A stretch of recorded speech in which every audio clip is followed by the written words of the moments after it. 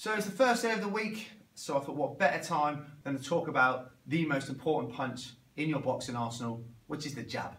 The jab is designed to score you points. It will redden up the face of your boxer, or sorry, your opponent. It will help bring in other shots like your backhand. It keeps your opponent busy, it keeps their hands up, and it prevents them from coming onto you and throwing their shots and finding their range comfortably. So I'd say a jab is very, very important. It's a long, straight, fast shot, and it shouldn't really be thrown as anything other than that.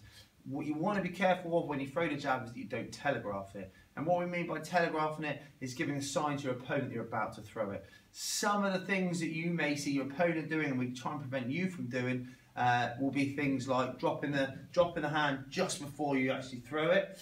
Will be flaring the elbow and it almost turns into like a chop jab, or moving the foot before you actually throw that jab.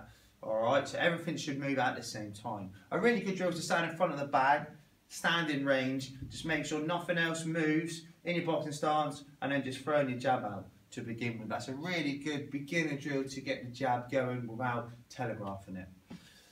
You've also got to be careful with a jab that two things happen: that when you throw it out nice and fast like you've just done, that you don't then retract it really quickly and retract it back to your chest area, or even worse, to your waist area, leaving that big hole, because it will get filled by your opponent's glove. That you can be sure of. The other thing then is, if it's going to go 100 miles an hour out, you'll want it to come back 100 miles an hour, if not 110 miles an hour. Retraction speed is equally as important as the jab speed going out. You don't want to get caught. You want to score points and then not be caught. So nice and fast out and back with a jab. It amazes me how often the jab isn't used by people. So this is why I thought I'd do a real quick video today to remind you of the importance of the jab. Practice it on bags, on pads, be disciplined with it, be fast with it. Practice it as a fast shot.